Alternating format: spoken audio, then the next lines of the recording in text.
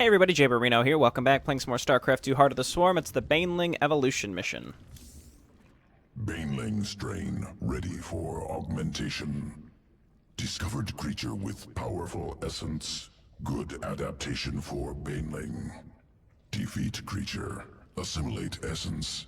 Create new strain. Sure thing. So these missions are little tutorials. They're fun, making their own video for them, sure, but they're not any harder on Brutal as far as I can tell. Maybe a little bit, I'm not really sure. But it's mostly just nice that we can showcase each type before we pick which one we're going to choose. I have an idea of which one I'll pick, and we'll talk about it more at the end on the selection screen, because Abathur talks a lot during these missions. Planet Nelith. Unique life form present on surface.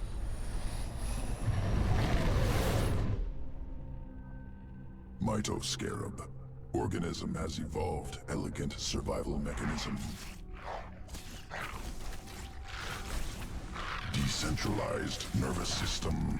Upon death, remains become two lesser creatures.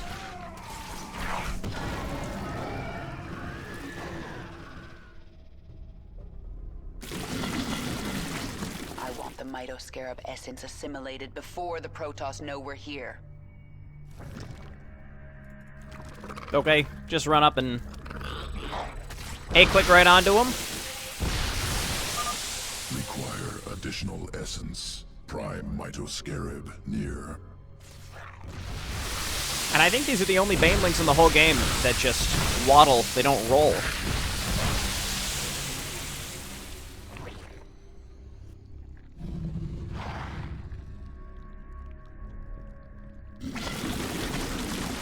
Spinning sequence into Baneling strand. Augmented Banelings ready for combat. Excellent. Let's introduce the Protoss to our new friends. A little strange that that Nidus didn't make a loud noise when it came out of the ground. Maybe it's just something that busted in an older campaign, I'm not sure. Splitting strain splits into two smaller creatures upon detonation. Occurs only once. Delivering Banelings now. Alright. They are unending. So these enemies don't really act like typical enemies do on Brutal difficulty, with the way that they try to target your Banelings and run away from them. More Banelings arriving now. Nice, got a huge amount of them. We just go right into the shrine. Defend the shrine. That was a nice blink forwards right into the Banelings, buddies. The Protoss are finished. Ready your next experiment, Abathur. Oh, they're so cute. Scoria. Volcanic resource world. Hostile terrain.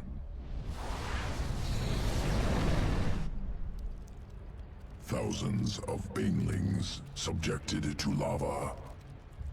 Extreme conditions used to guide evolution.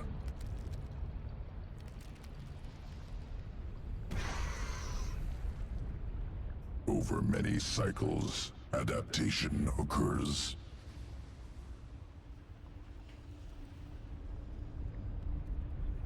New strain emerges. Can leap up cliffs to avoid lava. That's useful. Successful specimens scattered on surface must gather.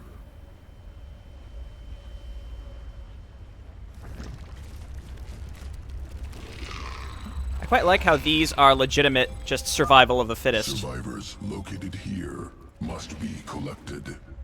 Lava rising. Remain on high ground. Oh boy, we get a tutorial for the lava going up. Lava surges at regular intervals. Utilize high ground. Got some movement out here. Gonna check it out. Sorry, buddy. What's happening? What's happening? All right, got some more. Let's just keep going. Take out this little outpost. Those things catch up. Get that Hercules back to base now. Zerg forces inbound. Now let's get over here before the lava rises again as well.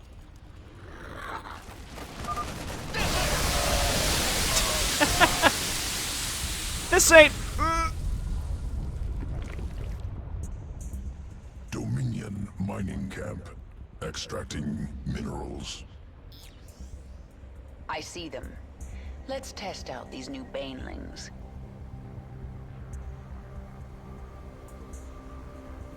Front entrance heavily fortified. Banelings unable to pass. The base is built into the cliffs. Our Banelings can travel overland and drop in from the back. How do you think Abathur enunciates certain words with his weird vertical vagina mouth? Is it this way? I think it's got to go over here.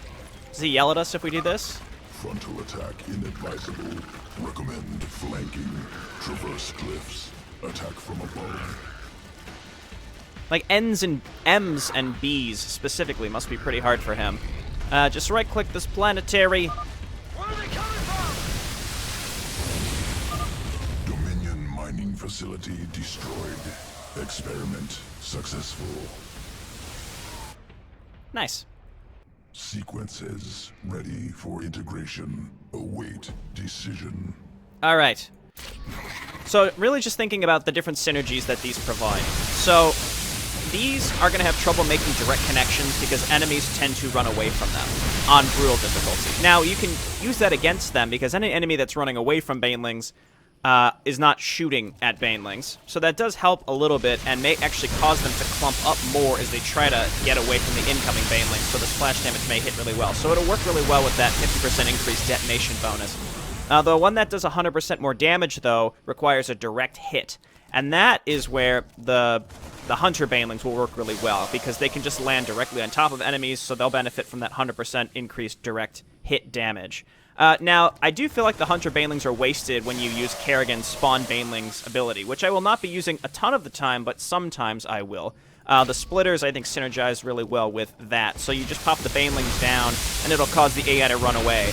And that's why I kind of like the Splitter Banelings more, simply because you get more bang for your buck in terms of damage. You get a bunch of these spawned little Banelings, and it'll cause the AI to just sort of be confused and not sure where to go. Even though I do like this synergized with the mutation that does 100% increased direct damage to, like, armored units, for example. But, again, I think this just works better in general, just auto-attacking, screwing with the enemy AI, as well as Kerrigan's Spawn Baneling ability. So let's go with the Splitter Strain. New strain. I've got all these reasonings for why I would pick one, but honestly, as I've said with the Zergling one, it really doesn't matter. Just pick whichever one seems cool, and it'll be fine. You could pick neither of them and just play with the base units, and you'll have a great time either way. Alright, thanks everyone for watching, and I'll see you next time. Bye now.